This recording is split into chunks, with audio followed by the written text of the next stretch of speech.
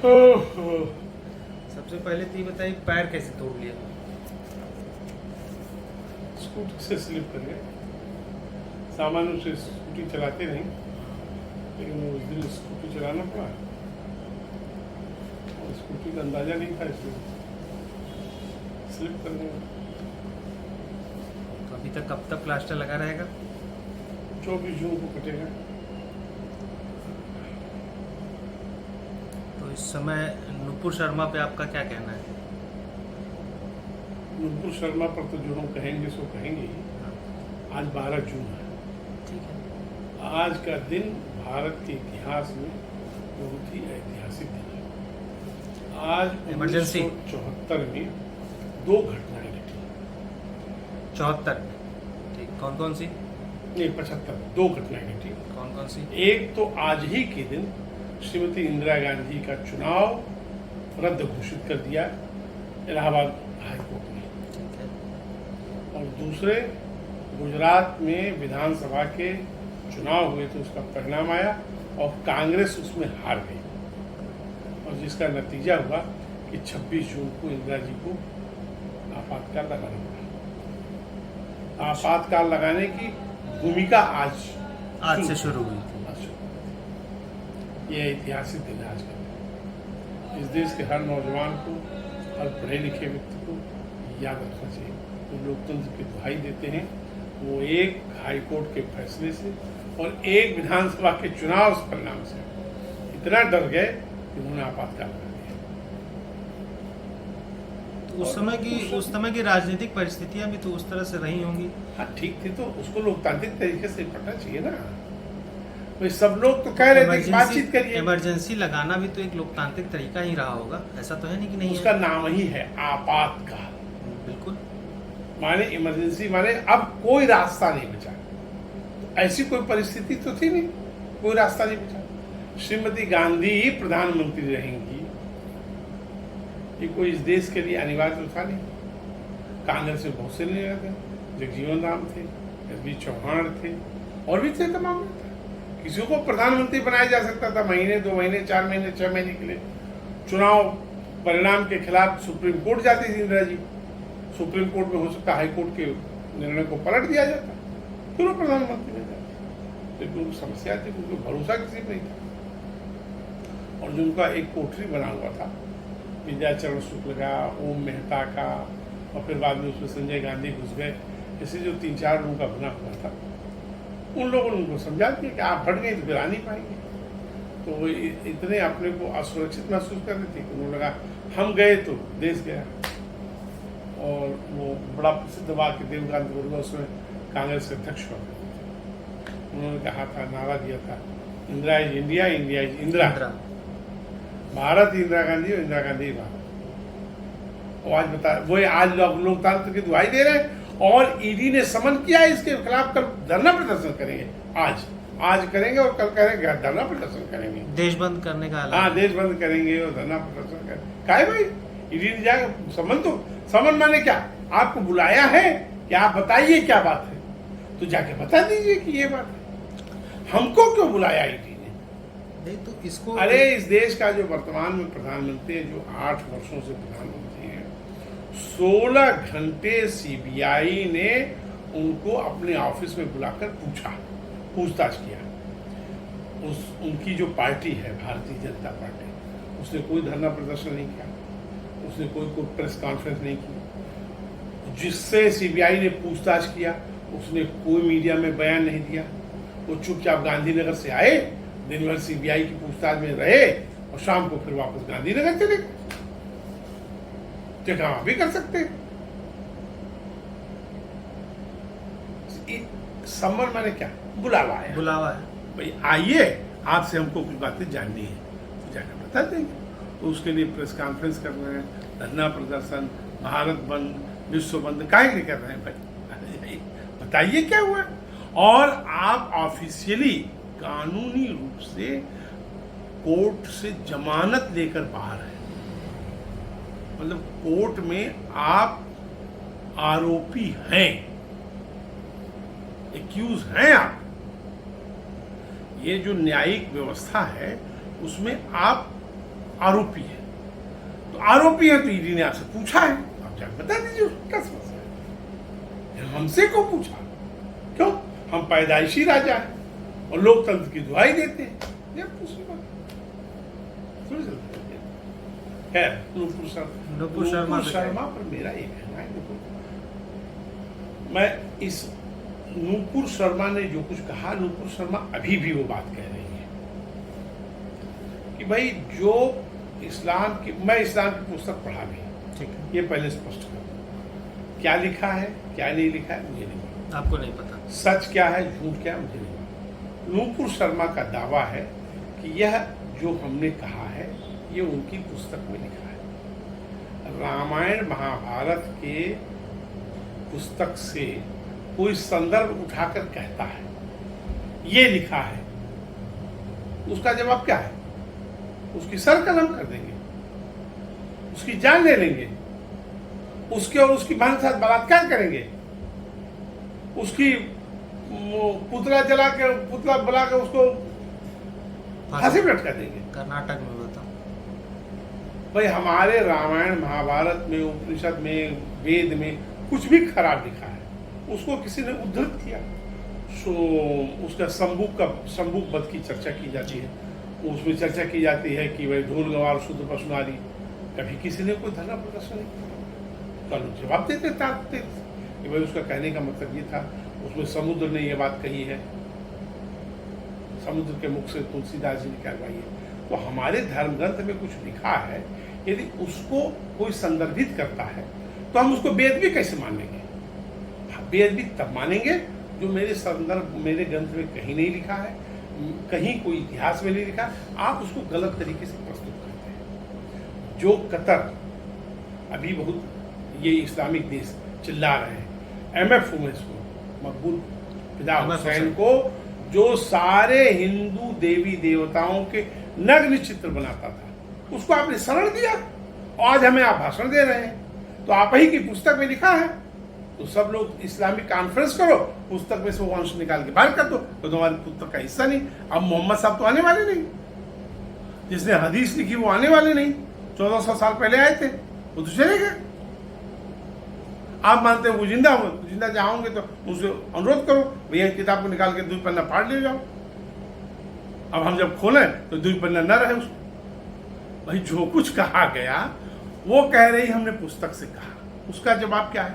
Islamic विद्वान बैठे, मौलवी मौलवा बैठे, कहें कि नहीं आपने गलत तरीके से उद्धृत किया है। इस बहस को आप स्वीकार करने को क्यों नहीं तैयार है?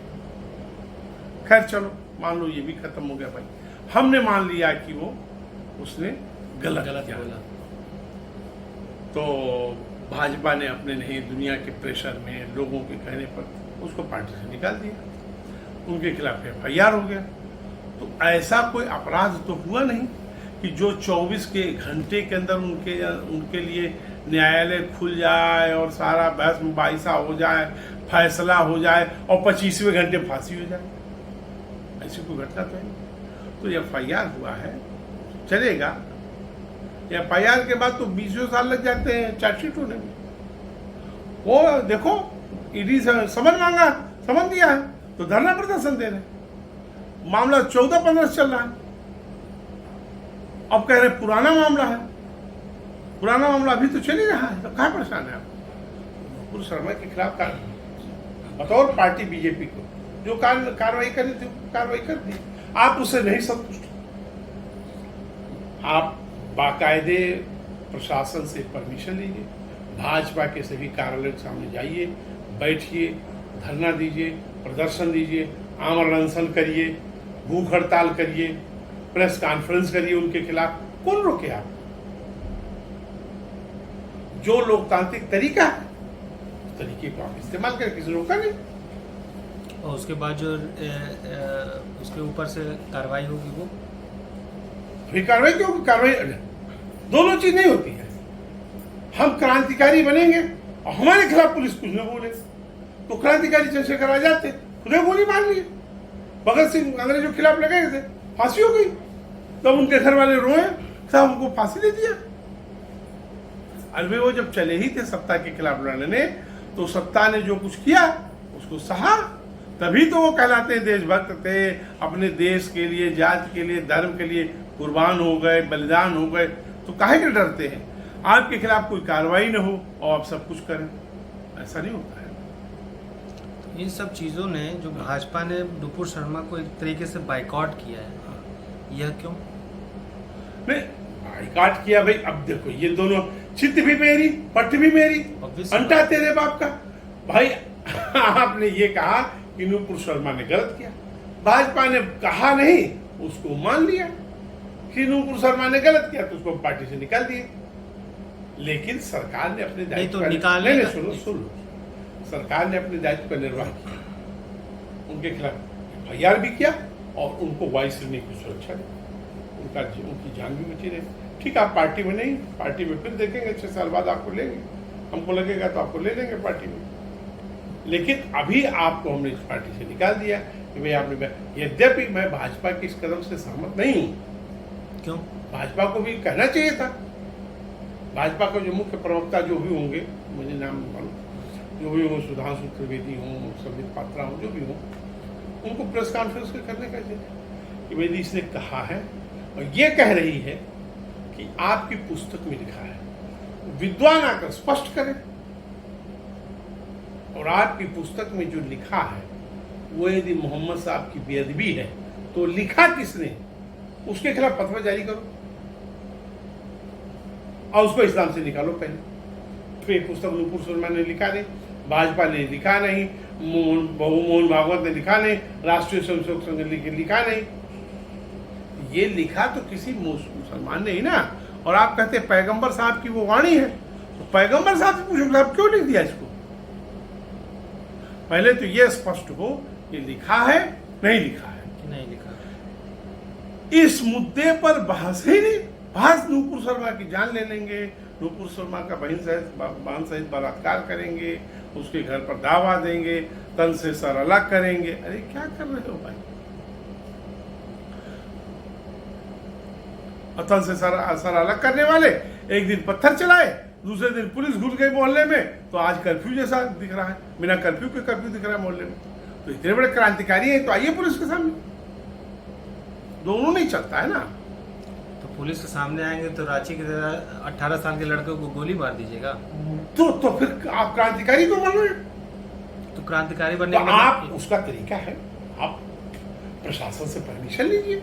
प्रशासन, एक सेकंड, प्रशासन से हम परमिशन लेने जाएंगे और प्रशासन हमको परमिशन दे देगा? बताइए, धरना प्रदर्शन के लिए परमिशन देता है, उसका नियम और रूल रेगुलेशन है। उसमें ये भी तो लिखा जाता है ना कि किस लिए धरना प्रदर्शन देना है। आपको परमिशन नहीं दिया, आप कोर्ट जाइए, कोर्ट से कहिए कि आप प्रशासन से कहिए परमिशन ले, हम पूरे देश में धरना देंगे। कोर्ट आदेश करेंगे प्रशासन को, इनको दीजिए शांतिपूर्ण धरना करने के लिए। आप गए पूजा करने, आपके पूजा घर में पत्थर कहां से आ गया? आपके घर में, आपके पूजा घर में पत्थर रहता है, तो वो पूजा घर है, उसको पूजा घर आप कहें? जहां निकल के पत्थर चलाने लगते हैं आप। तमाम वीडियो तुम देखो, जगह जगह वीडियो आ रहा है। पहले ही प्रशासन ने कहा आप थोड़ा सावधान रहिएगा, सावधान रहिएगा, आपकी जिम्मेदारी है, यहाँ कुछ बवाल ना हो, कुछ बवाल। हाँ हाँ हाँ हाँ हाँ हाँ कर दिए, अंदर घुसे बाहर निकले पत्थर लेकर आए। अरे और प्रयागराज में तो हद ही कर दिया। मैंने तो कायरता की हद है भाई, कायरता की हद है। मोहम्मद साहब लड़े और आप कायर निकले, उनकी संतान 14 वर्ष 12 वर्ष के लड़कों से पत्थर फेंकवा रहे। नेतागिरी करेंगे आप, चुनाव लड़ेंगे आप, सांसद विधानसभा बनेंगे आप, मंत्री बनेंगे आप, मुख्यमंत्री बनेंगे आप, और अपराधी बना दिया वो 14 वर्ष के लड़के को। उसका क्या दोष? उसको मालूम ही नहीं कि पत्थर फेंकने का नतीजा क्या होता है। आपने उसे पत्थर पे, पत्थर दाढ़ी वाले क्यों नहीं फेंके? जितने नेता बनते थे, बड़े बड़े नेता, तो मिलकर पत्थर फेंकते, लाठी को नहीं खाते। लोग कहते कि हाँ भाई जाति के लिए, धर्म के लिए ये बलिदान हो रहा है। ये कोई तरीका है? ये तो निहायत कायर तो कायरता का तरीका तो एक और भी है। क्या? मंत्री डॉक्टर जितेंद्र जी ने, कौन जीते जी को?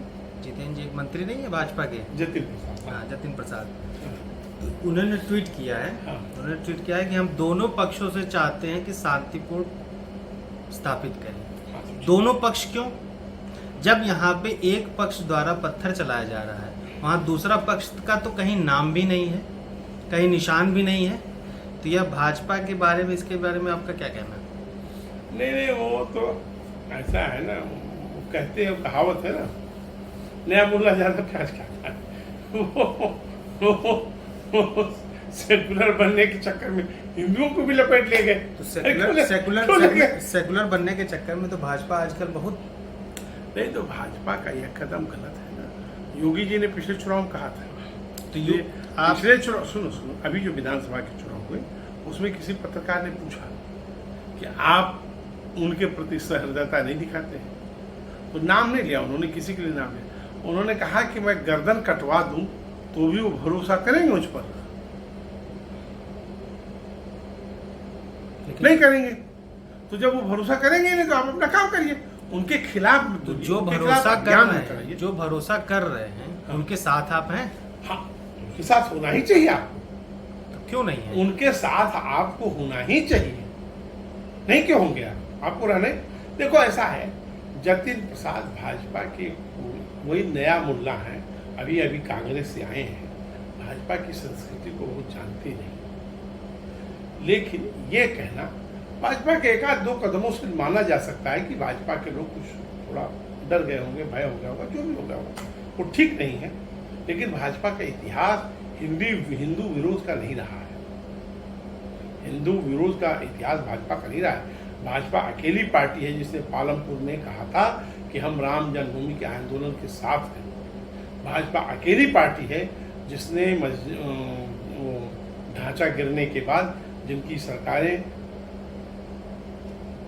गिरा दी गई, फिर भी भाजपा ने नहीं कहा कि हम मंदिर आंदोलन के साथ नहीं रहेंगे। तो भाजपा ने समय समय पर यह साबित किया है कि वो लोकतंत्र के साथ है और वो अपनी मान्यताओं के साथ खड़ी है।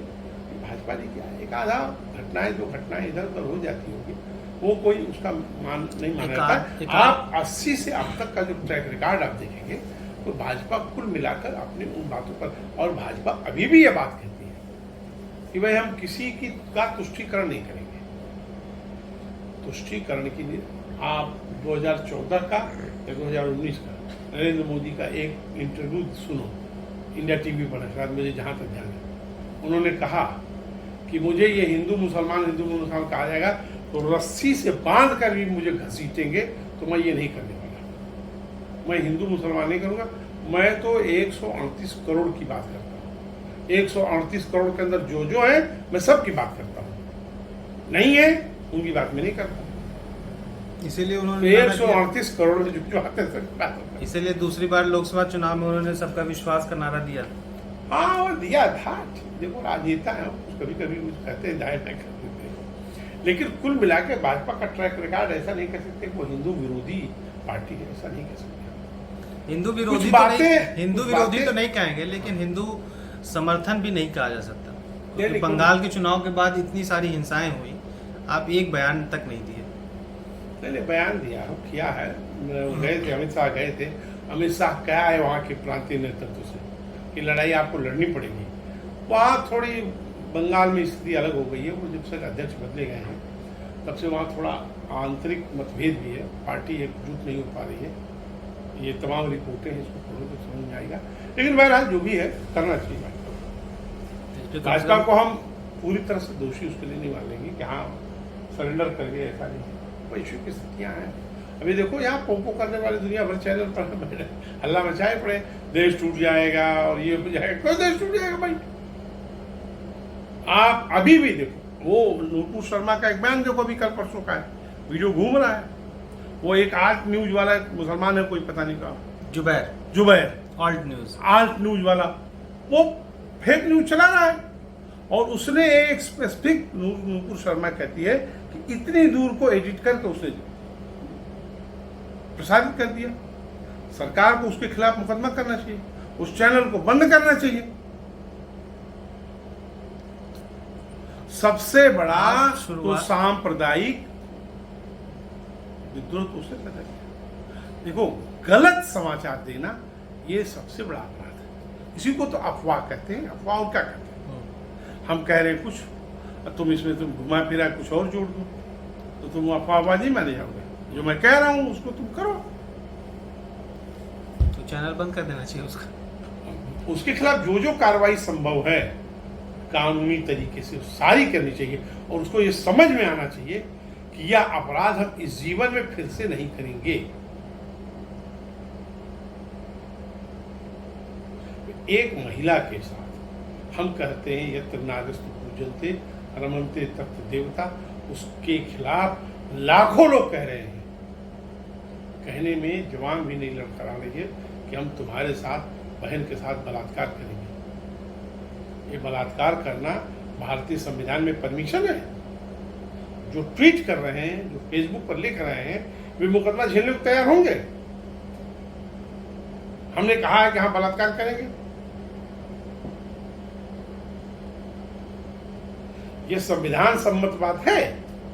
आप किसी के साथ कहेंगे, किसी महिला को तुम मिल जाओ तो तुम्हारे साथ बलात्कार करेंगे, और कोर्ट में ये बयान देंगे? आप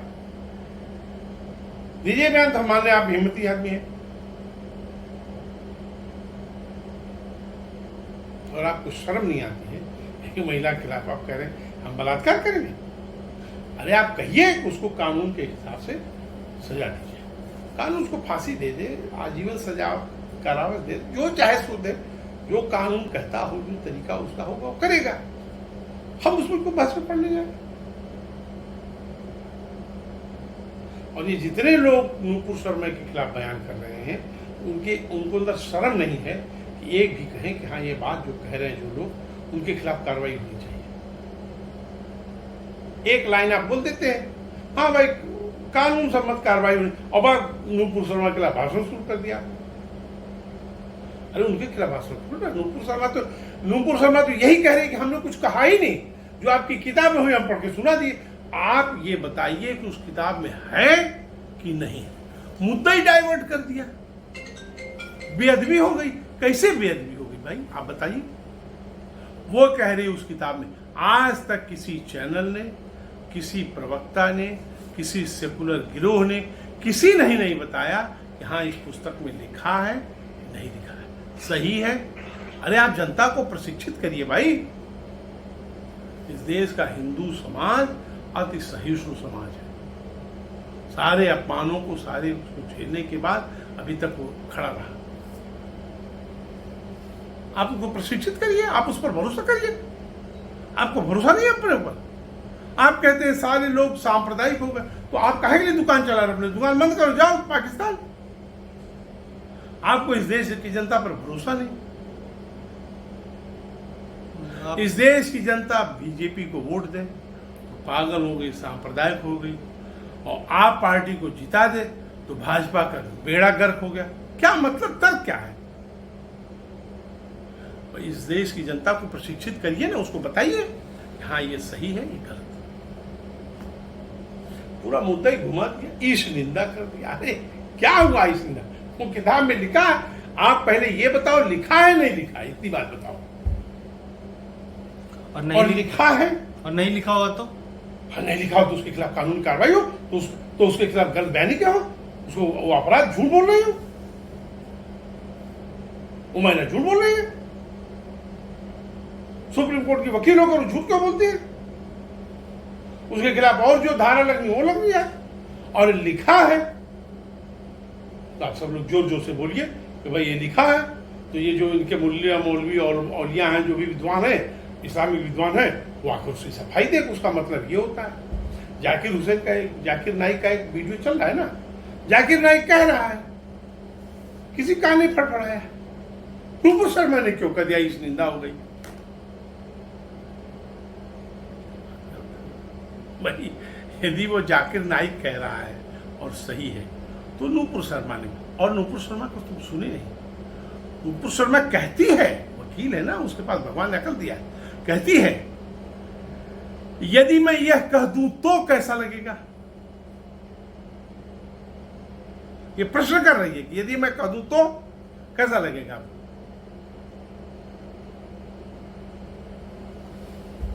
शिवलिंग को आप कह दिए फवारा है, चलो ठीक मान लिया, क्या फवारा नहीं फवारा हम नहीं जानते, वो जब न्यायालय निर्णय कर देगा। हमें इतना न्यायालय पर भरोसा है और हिंदू इतने दिनों तक धैर्य रखेगा।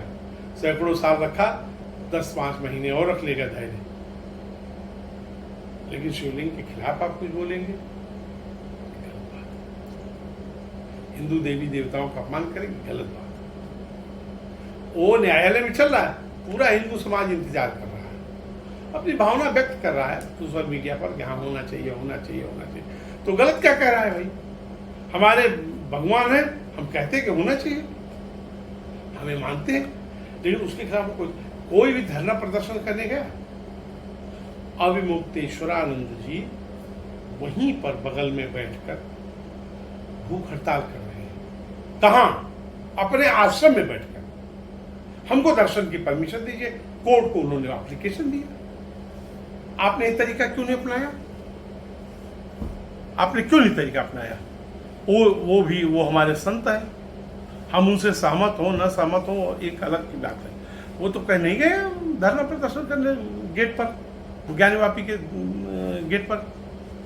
वो अपने कमरे में बैठे, यहीं हम धरना प्रदर्शन कर रहे हैं, और चिट्ठी भेज दिया कोर्ट कि आप हमें परमिशन दे दो, हम दर्शन करने जाएंगे महादेव को। ये तालिबानी तरीका देखो क्या है। समाज बदल रहा है, बदलते समाज में, जागरूक समाज के बीच में ये अतार्किक लोग तर्क से अपनी बात सिद्ध नहीं कर पा रहे हैं, तो वो वही जो जिसको कहते हैं तालिबानी तरीका अपनाया। एक पत्रकार है उर्मिलेश, उनका कुछ सवाल है कि यह जितने भी अभी तक 2014 से पहले, उनका मैं छोटा सा कर रहा हूँ, कि बड़ा हिस्सा ऐसा सेकुलर लिबरल गांधीवादी कथित सामाजिक न्यायवादी को छोड़कर हिंदुत्ववादी की तरफ क्यों गया? यह उनका कहना है 2014 के बाद। ये उसका जवाब वो खुद है, क्यों गया भाई? 2002 में 2001 में मोदी जी मुख्यमंत्री बने। देखो चीजों की आप गलत व्याख्या कैसे करते हैं। 2002 में गुजरात के दंगे हुए, 2005 में चुनाव हुआ। उस चुनाव में क्या कहा गया? पूरा गुजरात सांप्रदायिक हो गया था, इसलिए मोदी जी वोट दे दिया। चलो मान लिया, आपकी बात मान लिया कि सब पूरी जनता पगला गई थी, 6.5 करोड़ के लोग पागल हो गए थे, सबने मोदी जी वोट दे दिया। अब तो होश में आए कि नहीं जनता होश में आई? आपने क्या क्या उर्मिलेश या उर्मिलेश जी से ऐसे लोग चैनल पर बैठकर केवल भाषण करते हैं। इन लोगों ने जनता को जगाने के लिए क्या किया भाई? आज ये हिंदुत्व का जो वातावरण बना है, हिंदू एकता की जो बात हो रही है, हिंदुत्व का जो वातावरण बना है, संघ ने 1925 से तपस्या की। अभी एक चैनल पर ही मैं पढ़ रहा था, एक चैनल पर मैं रिपोर्ट सुनता था, 1948 में गांधी जी की हत्या। उस बहस में नहीं जाऊंगा किसने किया नहीं किया, संघ ने नहीं किया, यह तथ्यात्मक रूप से सही है, ठीक है। संघ ने नहीं किया, नहीं किया। आप उस पर बहस करते रहे, वो आपकी मर्जी। आप उस समय सारे लोग, संघ के लोग गाली सुनते रहे, लेकिन सारे लोग गाली सुनकर पिटते हुए जेल जाने के बाद भी घर घर लोगों को मिलते रहे, लोगों से जुलते रहे, लोगों से को अपनी बात बताते रहे। संघ कभी थका नहीं, कभी हारा नहीं। परिणाम 75 में इंदिरा जी ने सबको जेल भेज दिया, फिर भी संघ वाले लगे रहे, भिड़े रहे। ये जागरण करना, ये समाज का प्रबोधन करना, समाज को जगाना, समाज को शिक्षित करना, ये आप क्यों नहीं करते? ये तो उर्मिलेश जी बताए ना। उर्मिलेश जी आज तो गाली दे नहीं रहे संघ को, तो जब से पैदा हुई, जब से उन्होंने पत्रकारिता शुरू की, तो यही लाइनें ली, और ये लाइन लेते लेते 14 में मोदी जी चुनाव जीत गए। वो बताएं कि वो क्या किए, काहे के लिए भाषण करते हैं, उनकी बात सुनता कोई नहीं। इसका मतलब काहे के लिए आप ऐसी बात बोलते हैं जो कुछ सुनता ही नहीं। तो उनका कहना है कि 2014 के बाद हिंदुत्ववादी की तरफ वोट परसेंटेज इतना क्यों बढ़ गया? तो ये वो बताए ना, आप तो बहुत पहले से गलिया हुए संघ को, तो आपकी तो वाणी संघ का हिंदुत्व- प्रभाव जनता पर क्यों नहीं पड़ा? संघ हिंदुत्ववादी है आपका कहना? हाँ बिल्कुल है, क्यों नहीं है? है। हाँ बिल्कुल है। एक बयान पर मैं आपको बोलता हूँ, क्या डीएनए पे फिर क्या कहना है आपका? जो हाँ? मोहन भागवत जी ने डीएनए पे जो बोला था वो क्या कहना है? डीएनए पर देखो, ये बात बहुत स्पष्ट है, जो भी यहाँ मुसलमान है, ये देखो यह बात तो तार्किक, यही बात तो बार बार संघ कह रहा है ना, जो यहाँ मुसलमान आज की तारीख में है, वे उसमें से 99% मुसलमान ऐसे हैं जो यहीं पैदा हुए, यहीं मरेंगे, यहीं नौकरी करेंगे, यहीं बेरोजगारी झेलेंगे, यहीं महंगाई झेलेंगे और यहीं का सुख लेंगे, सब कुछ यहीं का करेंगे। इनके पुरखे अरब से और कतर से नहीं आए, ये बात तो संघ शुरू से कह रहा है। मोहन जी ने भी क्या कहा, बाला साहब ये बात कहते थे। तो सबका वो डीएनए तो एक नया शब्द देते थे, ये मोहम्मदिया हिंदू है, मोहम्मदिया हिंदू। मोहम्मदिया हिंदू कहते थे। हमारे हिंदू नहीं है ये, हिंदू की भाई इनके पुरखे जो भी रहे होंगे, डर के कारण, भय के कारण, या मैं मानता हूं मुस्लिम धर्म से प्रभावित होने के कारण, जिस भी कारण से मुसलमान हो गए, ये औरंगजेब, अकबर, बाबर, हुमायूं, गोरी, गजनी की संतान नहीं है। इसी बात पर वो कहते मोहन जी कि हमारे उनके डीएनए एक, यही बात तो संघ कह रहा है बार बार कि आप अपने को उनसे क्यों जोड़ते हैं? क्यों आप जोड़ते हैं? आपका मोहम्मद गोरी से क्या लेना देना? आपका गजनी से क्या लेना देना? आपका अकबर से क्या लेना देना? आपका बाबर से क्या लेना देना? आपका शाहजहां से क्या लेना देना? आप अपने को रसखान से क्यों नहीं जोड़ते? आप अपने को रहीम से क्यों नहीं जोड़ते? और नहीं जोड़ पाते, उसी का नतीजा ये।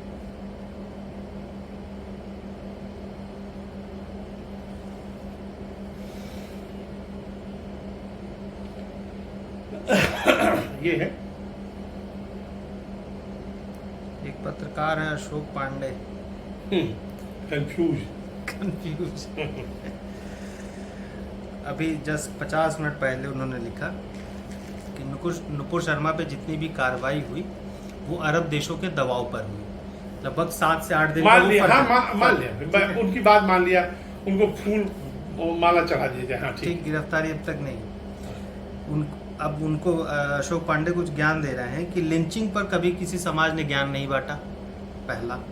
दूसरा, पिछले 8 साल या 7 साल के बीच में जो चूड़ी बेचने वाले हैं, चूड़ी बेचने वाले मुसलमान हैं या जो गरीब तबके के मुसलमान हैं, उनके जो तमाम वीडियो आए उस पर कभी किसी समाज ने ज्ञान नहीं बांटा, जो इस समय नुपुर शर्मा के समर्थन पर पूरे समाज को ज्ञान बांट रहे हैं। तीसरा, प्रज्ञा ठाकुर कई साल बाद बीमार चलती हुई कोर्ट में पेश तक नहीं हुई, इस पर से कभी सवाल नहीं उठा गया। क्यों?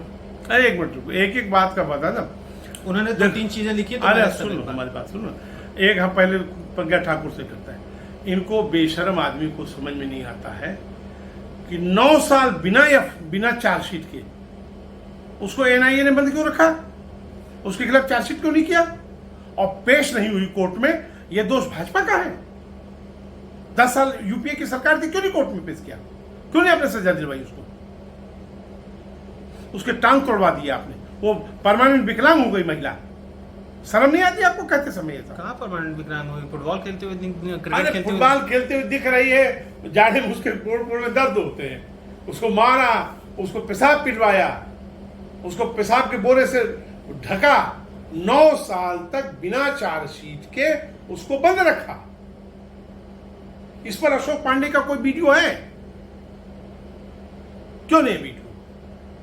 चूड़ी वाला और ये वाला ये बहुत तकलीफ उठा रहा है, ये बिल्कुल सही है। 8 करोड़ लोगों को सरकार ने, भारत सरकार का दावा है कि 8.5 करोड़ लोगों को हमने दिया है, वो क्या नाम है, गैस। तो 8.5 करोड़ में मुसलमान नहीं है। 40-80 करोड़ लोगों को मुफ्त में राशन दिया जा रहा है, वो मुसलमान नहीं है, उसमें एक भी मुसलमान नहीं है।